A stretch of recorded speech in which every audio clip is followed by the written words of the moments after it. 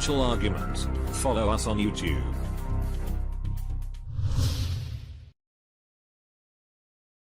And I'm joined today with a special guest, a constitutional expert, no one more grounded than KrisAnne Hall on this issue. She's an educator. She's, speaking constantly, hosts the very popular KrisAnne Hall Show, and her website is krisannehall.com. KrisAnne, thanks for joining me. Oh, it's my pleasure. Thank you for having me. Well, thank you for doing what you do, actually. It's very noble, and you are a complete expert when it comes to the government and the Constitution, and it's been too long, if you ask me, since we've done our last interview. And you know what? Let's get right into the election. We just had the debate here on Monday between Clinton and Trump, and I just want to get your initial reactions. I want to throw it out there. What are your initial reactions to what you saw on Monday night? Well, I don't compare the candidates to each other. I compare them to the only real standard, which is the Constitution. And there were two very, very disturbing things that came up during this debate. The first was the assertion that stop and frisk, the practice of a warrantless search on your person just because you're standing on the street corner, is somehow necessary to protect people from criminals is very, very disturbing. The idea that our right to be secure from unreasonable searches and seizures is somehow mutable by the arbitrary determination of a single officer that you are somehow suspicious. The problem that comes up here is that we have this misrepresentation by government and by law that the term in the Fourth Amendment that talks about the fact that we are to be secure from unreasonable searches and seizures is subject to interpretation of reasonableness. That is not true. The reasonableness is not subject to interpretation because the Fourth Amendment itself establishes what is a reasonable search and seizure. Therefore, anything outside what the Fourth Amendment establishes as reasonable is now unreasonable.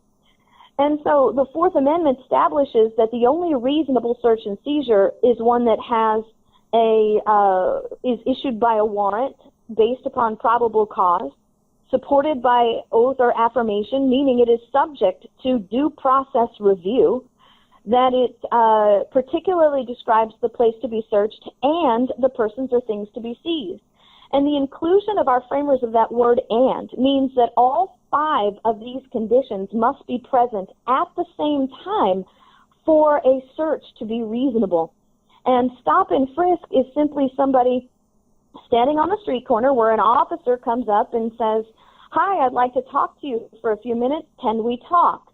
And then the person agreeing to talk to the officer now equates, legally speaking, as consent to the discussion. And once the consent to the discussion begins, the officer says, "Well, since we're going to be talking, I am going to simply pat you down for my safety." Both of these approaches by the officer can be legally refused. If you're just standing on the street corner and an officer says, "Can we talk?" you can simply say to the officer, "No, I don't have time," and move on, or simply, "No, I don't want to talk to you." And if you do agree to talk and the officer says, "Well, I'm just going to pat you down for my safety," you have the right to say, "No, you will not pat me down for your safety. You will not touch me without a warrant." But most Americans don't understand that they have the right to say no.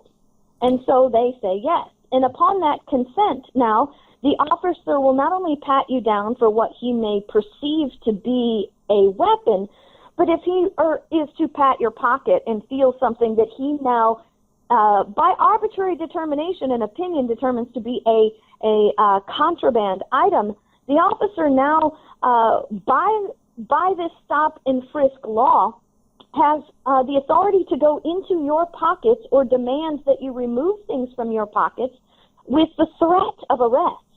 Wow. Now, there is no warrant. There is no probable cause. The approach and the search is all based on the arbitrary terms of suspicion. There is no due process, no challenge other than refusal. And oftentimes the officers are not even aware that you have the right to refuse, so they take a refusal as a violation of law and they arrest you. And then there is no warrant to describe the particular place to be searched and the persons or things to be seized. And so stop and frisk is completely a violation of your liberty, which should be a per se violation of the Constitution. Wow. Yeah, no, that is amazing. And I've thought about that a lot. And I've known people who have, had some run-ins with the law. And, it's scary, though, for the average person to go down the rabbit hole of putting up a fight against the police, saying no, because you don't want to be in that position where an entity that, otherwise could take away your freedom. I mean, if you end up going to jail or things like that, accusing you of something, saying, hey, this happened to me, or this person did, now the officer's lying. And, you just don't want to be dealing with. Point. Right, but that's the whole point. We are afraid because we are uninformed, because we are uneducated on both sides. We have fear because we do not understand that these are our rights, and we should not be afraid to exercise our rights. And we are afraid because the officers themselves are ignorant of our rights and somehow believe that their voice carries the weight of law. And so none of this is going to change as long as we establish the status quo. And it's certainly not going to change if we get people in the presidential office who believe that necessity outweighs liberty. The other thing that was very disturbing about our presidential election was the candidate's assertion of this principle of no fly, no gun. I know the common saying is no fly, no buy, meaning if you get on a no-fly list, you shouldn't be allowed to buy a gun. But I think that's an oversimplification, and people really need to understand the true ramification. It is not a no-fly, no-buy gun. It's a no-fly, no-gun, period. Because it won't be long before the government will not only justify, well, if you're on a no-fly list, you can't buy a gun. So then they'll justify, if you're on a no-fly list, you can't own a gun. Because what's the point of restricting you from buying a gun if you already have a cache of weapons in your home? And so it really is not no-fly, no-buy. It is no-fly, no-gun, which means now that this is really not about guns. This is something we need to understand. This is not about guns. This is about denial of due process. This is about the revocation of property and liberty without any recourse, based simply on an arbitrary determination by the government under secret terms that cannot be challenged. And this is extremely, extremely disturbing. And whether your candidate be Hillary Clinton or your candidate be Donald Trump, somebody who is understanding of the Constitution and liberty-minded had better get in touch with these people and correct them in their errant understanding. And here's the problem. If we cannot correct them while they're running for election, if we cannot correct them in their errors while they are begging for our approval, how are we ever going to correct them when they actually get into office and they think that they have our approval unconditionally?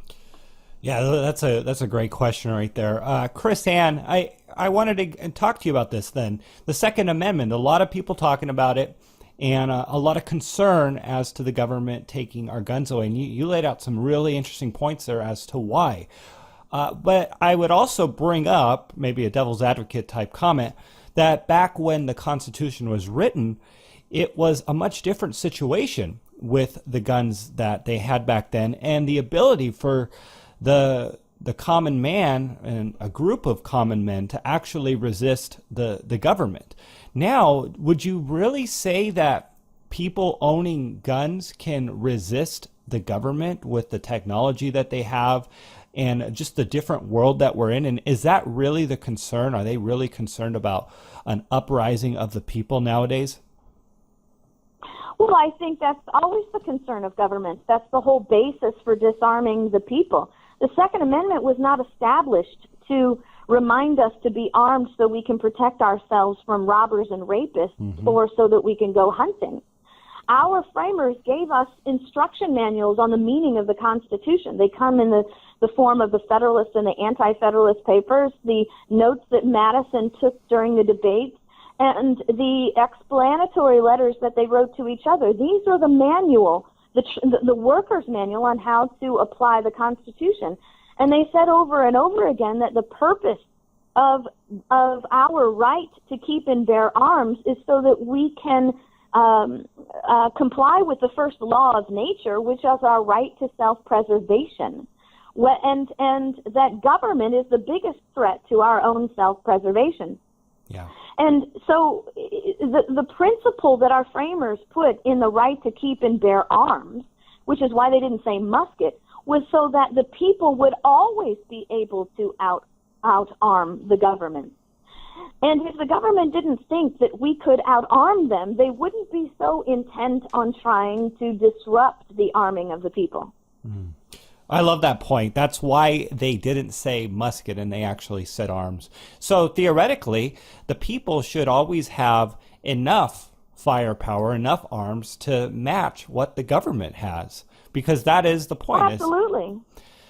Yeah, right. no. In U.S. v. Miller in 1939, the Supreme Court agreed that if the military owns the firearm, then the people should have the right to own it too. Yeah. Yeah, no, great point there. I love it. Let's move on into the government budget, Chris Ann. We have a situation here where the government is running out of funds and the budget is ending here, and they want to continue this resolution. And as you've pointed out, this is unconstitutional. And so let's get right into this. Do you think we're going to be over the $20 trillion mark in debt by the end of the year? We're already over the $20 trillion mark. The $20 trillion mark, or the $18 trillion mark, or whatever they're talking about today, is just simply smoke and mirror, because the government has what they call mandatory funding, and they have funding that is hidden under certain titles and shields. And top economists are telling us that right now the deficit is really more like $200 trillion when you take into account all of the budgeting that that Congress does not account for in their official budget. It's sort of like the way they report unemployment numbers, right? So everybody knows that the unemployment rate is catastrophically different than what they report. But it's the way that they report. It's somebody said, statistics never lie, but liars use statistics, because you can always get the number that you want if you ask the right questions. And that's what's happening. And the way that they're running this government without actually a budget, in moving from continuing resolution to continuing resolution, is not only unconstitutional, but it's absolutely destructive to the liberty of the people and the way our Constitution was established to control, as James Madison said, the overgrown prerogatives of the branches of government. This budgeting system that was designed for our Constitution was so that the power of the purse rests in the hands of the House alone, so that the power of the people over their immediate representatives would control the size and function of government through the power of the purse. Madison explained in 1789 during the ratification debate that the Constitution had made the distinction that the House was alone to control the purse, because the House was chosen by the people and supposed to be best acquainted with their interests and abilities, recognizing that the power of the purse, as Madison said, is the most complete and effectual weapon with which any constitution can arm the immediate representatives of the people for obtaining a redress of every grievance and carrying into effect every just and salutary measure. So we have a House that is denying their delegated authority, shirking their responsibilities, and avoiding accountability through created procedures and constitutional destruction. And here we are now careening into debt, funding things that are unconstitutional and funding things that should not even be supported by the people. So with that and the election coming up, what do you suppose will happen with this resolution, and how will it play out? Is it better for the Democrats, better for the Republicans? I know you don't get too much into that, but I mean, what do you see playing out with this resolution, unconstitutional resolution? Well, the resolutions is how we've had a budget for decades now. We don't even operate on a constitutional budget anymore. We move from continuing resolution to continuing resolution. And the sad thing is that it supports government as a whole. So both the Republicans and the Democrats are in support of this continuing resolution fiasco because it creates power and shields accountability. So here's what happens. You have these threats, the looming government shutdown and all this other crazy stuff. First and foremost, the president doesn't have the authority via the Constitution to shut down the government or even to oppose a budget. The budget is controlled by the House alone under Article 1, Section 7, Clause 1. That's it, the House alone. The Senate doesn't even have the authority to filibuster a budget or stop a budget from passing. The Constitution says the Senate may offer amendments, but they cannot object. And if the House doesn't like their amendments, the House doesn't have to take their amendments. The Alzheimer's were very, very serious and very definitive when they said the House of Representatives alone refuses and proposes the supplies requisite for the support of the government. And so the continuing resolution supports all political parties in power. And both political parties are in power. Make sure that we understand that. We have a majority of Republicans in the House and the Senate, and we have a Democrat president, and we have a liberal Supreme Court. So both parties are in power at any given time, which means power is not going to be relinquished by either party because nobody wants to give up power that they've already had. And the power of the purse resting in the hands of the people is the ultimate check and balance. It's amazing because Jefferson said the most amazing thing. Let me see if I can find this quote for you very quickly. Jefferson said in 1775 in a response to a reconciliatory plan that Lord North had offered, he said, "The privilege of giving or withholding our monies is an important barrier against the undue exertion of prerogative, which, if left altogether without control, may be exercised to our great oppression. And all of history shows how efficacious is its intercession for redress of grievances and reestablishment of rights, and how improvident it would be to part with so powerful a mediator.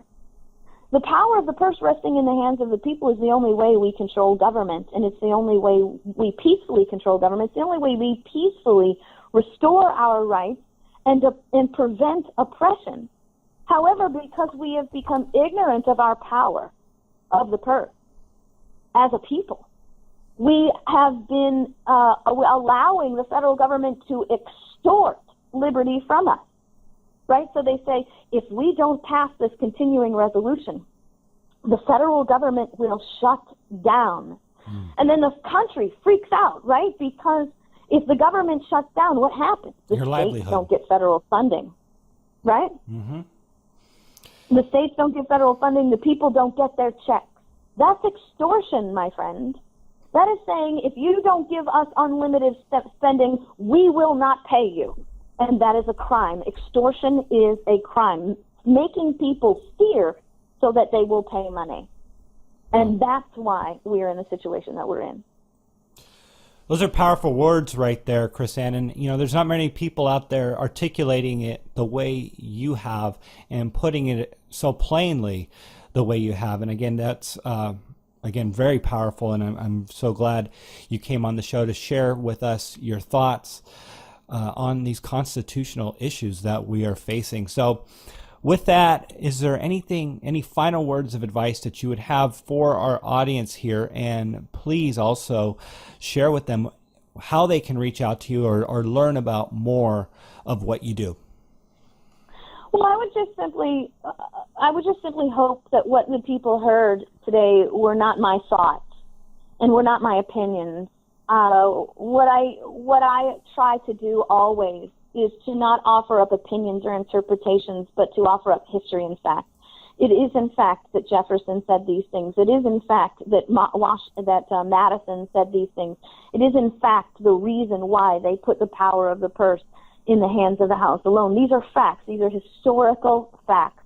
And until we understand that these are not interpretations up for debate, that these are actual historical facts, we're not going to be able to restore things because we lack the power and the standing of that foundation to assert without compromise.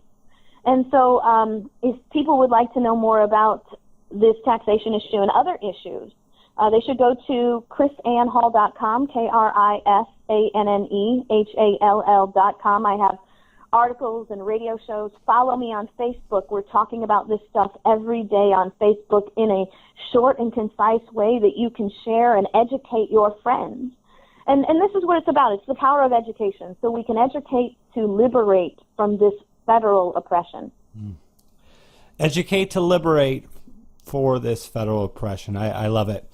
All right, everyone, definitely check out KrisAnne Hall, follow her on Facebook, and we'll see everyone next time. KrisAnne Hall, thanks for coming on the show. Oh, my pleasure, absolutely.